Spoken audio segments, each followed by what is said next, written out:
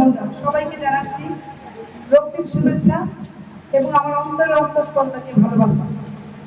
আমি শিপ্রা মজুমদার, সাধারণ একজন মানুষ, অনেক চড়াই উত্তরায় পেরিয়ে আজকের আমার এই অবস্থা।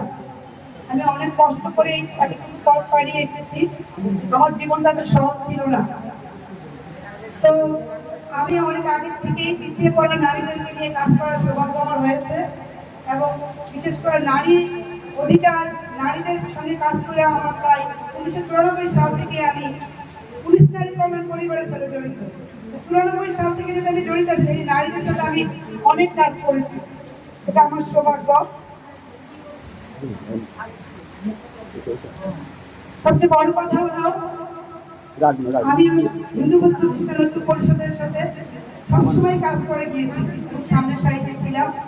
আজ তারা আমাকে মূল্যায়ন করেছে, এই জন্য আমি ধন্যবাদ জানাচ্ছি আমাদের বিনয়দাকে, ধন্যবাদ জানাচ্ছি অজিতদাকে, ধন্যবাদ জানাচ্ছি আমি আমার কেন্দ্রীয় নেতৃবৃন্দদের, বিশেষ করে সভাপতি এবং সাধারণ সম্পাদকের, যাদের কথা না বললেই না হবে। আর সবচেয়ে যাকে আমি ধন্যবাদ না দিয়ে পাচ্ছি না, সে হলো আমার ভাই, আমার বলতে পারলাম যে আমার মনের একটা কোনায়, যার জন্য সবসময় বহু বছর আগে থেকে দেখা কাজ করে, সে হলো জয়।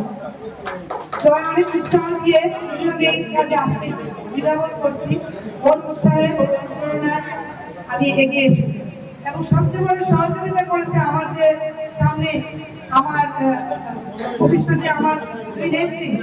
আমি বলবো যে এই নেতৃত্বের জায়গায় কিন্তু আমার এই জায়গাটা মানায় না, এখানে মানায় আমার পাপড়ি বর্মনকে, মানায় কবিতা সাহাকে, তারা আমার চেয়ে অনেক অভিজ্ঞ।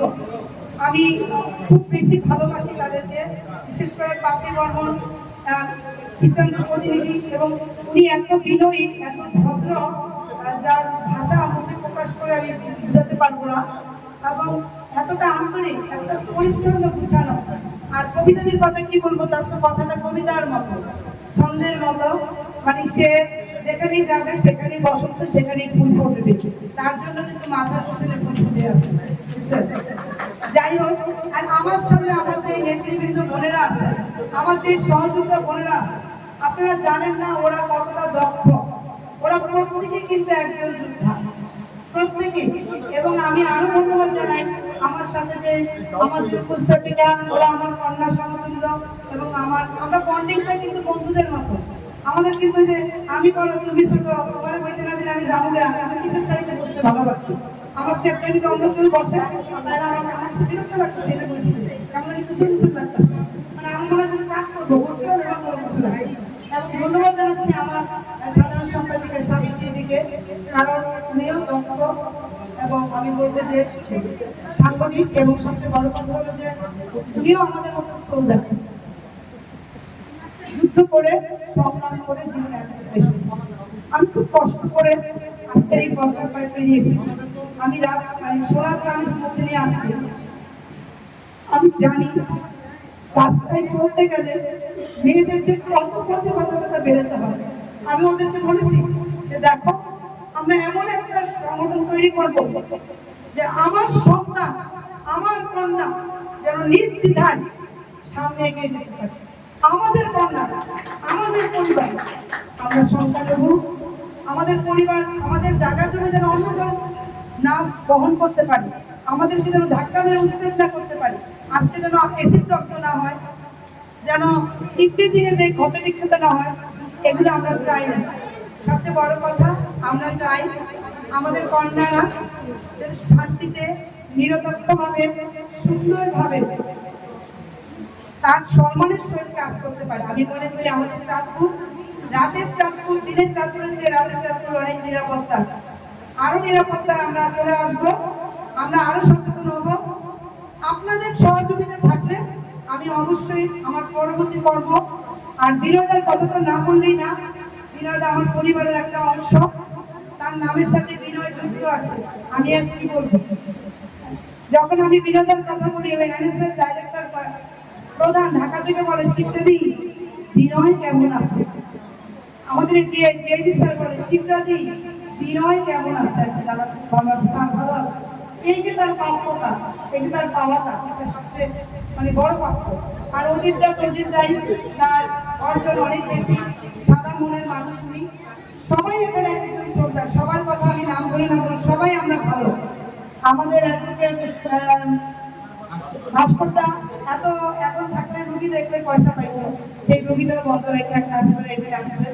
আমার ছোট ভাই মিষ্টিমালা শিপন, ও আমরা ছোটবেলা একসঙ্গে বড় হয়েছি, একসঙ্গে দৌড়াদৌড়ি করছি, ওর বাবা আমাকে খুব ভালোবাসতো। এই যে কাছের মানুষগুলোকে পেলাম এখানে, এমন দিদি যোদ্ধা আছে যারা আমার এখন বোন বলি, ওরা কিন্তু আমার কন্যা সমতুল্য। ওদের মেয়েদের মাকে শিখেছি, তৈরি করছি, এখন মেয়েদেরকেও তৈরি করতেছি। আমি চিন্তা করছি যে ওদের বাচ্চাদেরকেও আমি তৈরি করবো, বুঝছেন? এইটাই আমার বড় প্রাপ্তি। ওদেরকে আমি দেখে যখন ডাকি তখনই পাই। আজকে এই দুর্যোগময় অবস্থায় ওরা আমার বোনেরা সঠিক সময় চলে আসছে। আমার পাবলিকে আজকে অনেক ব্যস্ত ছিল, সেই ব্যস্ততা পেরিয়ে দিয়ে চলে আসছে। এবং আমরা সাদার প্রতীক, শুভ্রতার প্রতীক, আমরা চেষ্টা করবো এই শুভ্রতা প্রতিটা আমাদের 8টা থানায় এবং 7টা উপজেলায় ছড়িয়ে দেওয়ার জন্য। এর পরবর্তী আমাদের কার্যক্রম হবে 8 থানা এবং 7 উপজেলায় কমিটি গঠন করা, যদি তাদের আমাদেরকে সহযোগিতা করে। আমরা কি পারবো না দিদি? আমরা অবশ্যই পারবো, অবশ্যই পারবো।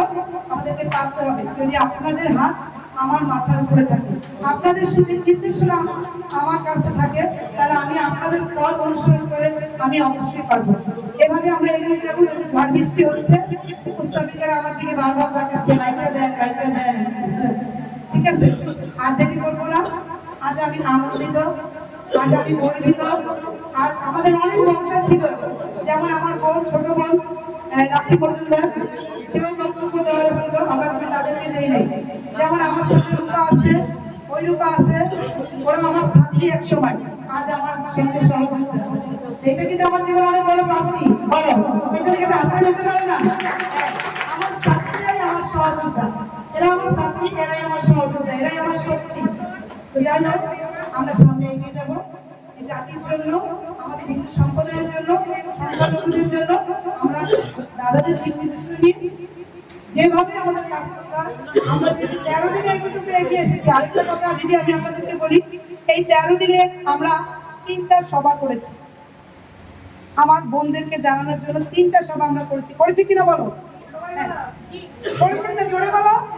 হ্যাঁ, এবং খুব মানে সেই দিনে যতবার সভা করি ততবারই বৃষ্টি আসে, বুঝছেন? ওই বৃষ্টি আসলেও আমরা কিন্তু পিছু পা হই নাই। এটা কিন্তু একটা ভালো দিক।